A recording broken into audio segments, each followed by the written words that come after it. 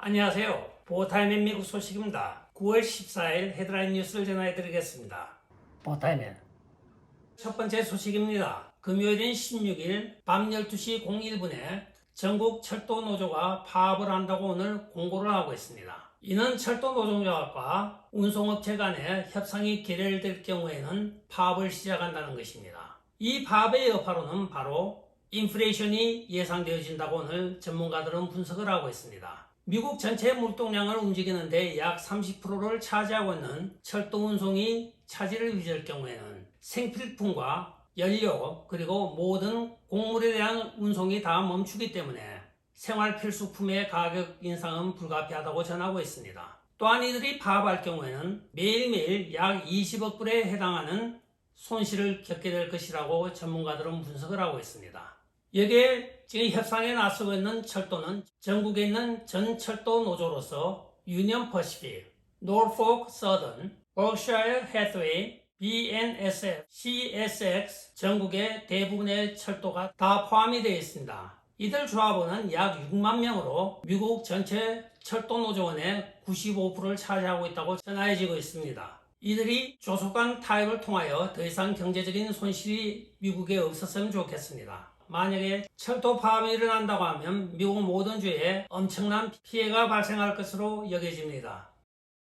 다음 소식입니다. 도널드 트럼프 대통령 말하라고 압수수색이 된 서류에 대한 특별 메시지로 데일리 판사가 지금 거론되고 있다고 합니다. DOJ도 동의를 하고 도널드 트럼프 대통령 변호인 측에서 제시를 하였기 때문에 별 무리 없이 데일리 판사가 지명될 것이라고 많은 사람들이 예측을 하고 있습니다. 그러나 한편 이 보수 측에서는 데일리 판사에 대한 많은 우려를 표명하고 있습니다. 데일리 판사는 실제적으로 1986년도 로널드 레이건 대통령 때 판사에 입문을 하여 그간의 쭉 판사 경력을 쌓아왔습니다. 2010년도에는 바로 화이트게이트라고 하는 빌 클린턴의 섹스 스캔들을 검사했던 판사이기도 합니다. 그러나 그가 최근에 와서 우려를 자아내고 있는 것은 바로 그의 이상한 행보 때문이기도 합니다. 2016년도 도널드 트럼프 대통령 대선 캠프에 외교정책 고문이었던 카로 페이지에 대한 파이자 영장을 승인하여 주었던 판사 중에 한 명이기 때문입니다. 그는 힐러리가 만든 가짜 서류 때문에 내어주었다고 변명을 하였지만 많은 사람들은 그의 최근 행보에 대하여 의심을 갖고 있습니다. 2010년도 존 라버처 대법관이 임명한 이 판사는 순회 판사로서 그간에 무리 없이 모든 재판을 잘 진행하였다고 평가를 받고 있으나 대부분의 법률 전문가들은 이 사건을 만약에 데일리 판사에게 맡긴다고 하면 도널드 트럼프 대통령의 미래는 운에 맡기는 것이라고 우려를 표명하고 있습니다. 그리고 데일리 판사는 2010년부터 2017년까지 약 8년에 걸쳐서 FISC 판사로 재직한 바가 있습니다. FISC는 Foreign Intelligence Surveillance Court의 약자입니다. 다음 소식입니다. 여러분들은 아마 이 노래를 아실 것입니다.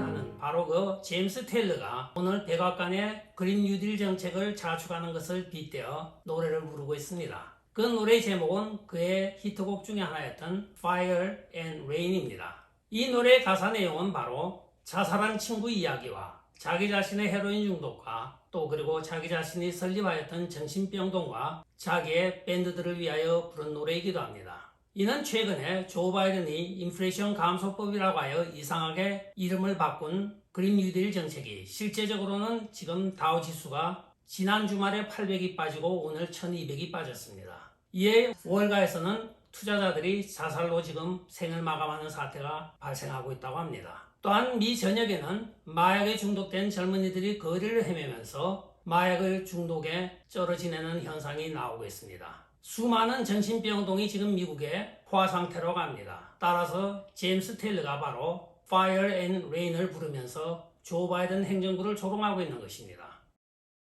다음 소식입니다. 일요일인 9월 11일 도널드 트럼프 대통령 전용기가 워싱턴 DC 공항에 내렸습니다. 여기에 메인스트림 미디어가 초미의 관심을 보이고 그들의 프레임을 엮어가기 시작했습니다. 도널드 트럼프 대통령이 지금 기소를 당할 위기를 맞이하여 DC에 소환이 되었다고 설레발을 쳤습니다. 그러나 도널드 트럼프 대통령이 실제로 워싱턴 DC 근교에 있는 자신의 골프 코스를 방문하기 위하였다고 공식적으로 발표를 하자 이들은 머쓱해졌으나 그들의 음모론은 끝나지가 않았습니다.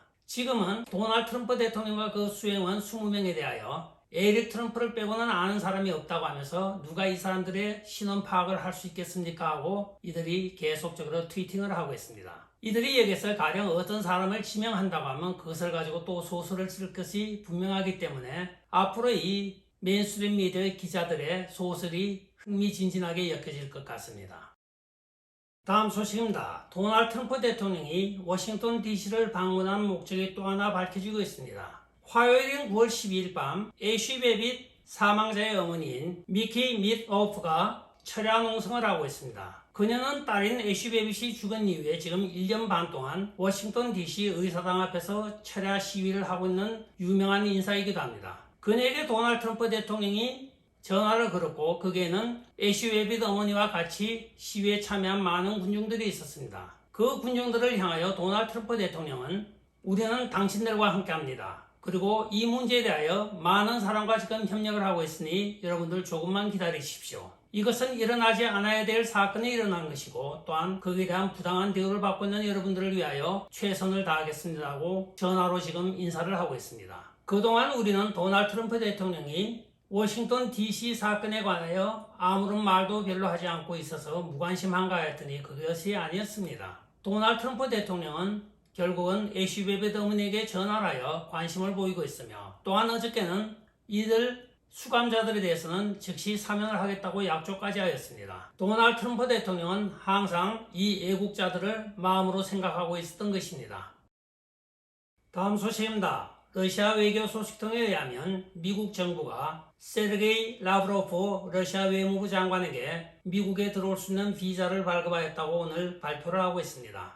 이는 러시아가 우크라이나를 침공한 2월 이후에 미국 비자 발급 제재 대상에 포함되었던 인물이기도 합니다. 이번에 유엔에서 9월 20일부터 유엔 총회 고위급 회담이 시작되는 데 따른 조치로 여겨지고 있으며 미국 외무부에서도 공식적으로 확인을 해준 바가 있습니다. 실제적으로 러시아 측에서는 56명에 대한 비자를 신청하였으나 24명만 발급하였다고 오늘 확인 발표가 되고 있습니다. 이 중에는 러시아 외교 전용 비행기를 모는 비행 조종사가 있는데 그는 비자를 받지 못해서 비행기에 내리지 못하고 비행기에서 3박 4일을 지내야 된다고 전하여지고 있습니다. 기준이 무엇인지 참 헷갈리기만 합니다. 원래 유엔은 중립지역이므로 비자가 필요가 없습니다. 그러나 유엔 본부가 뉴욕에 있다 보니까 뉴욕주를 경유해야 되는 사태가 발생하니 천상 미국 비자가 필요하기도 한 것입니다.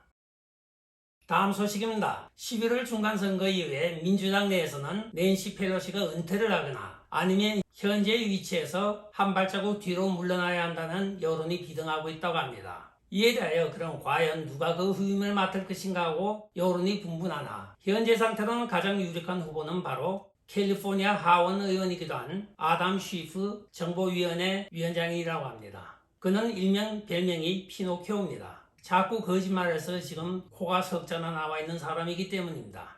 또한 여기에 대해서도 대항마가 없는 것은 아닙니다. 몇몇 사람들이 지금 물밑 작업을 열심히 하고 있다고 오늘 보도가 되고 있습니다. 제가 볼 땐 가장 민주당스러운 사람을 뽑을 것 같습니다.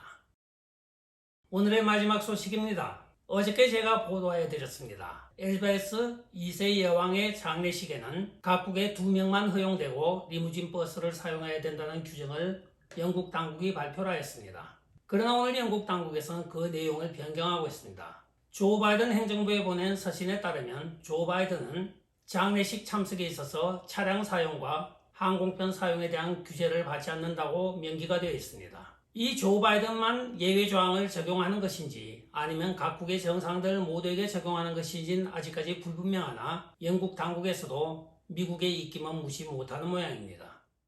끝까지 시청해 주셔서 감사합니다. 좋아요, 구독, 알림 그리고 공유 부탁드리고 댓글 많이 부탁드리겠습니다. 안녕히 계십시오. 바이.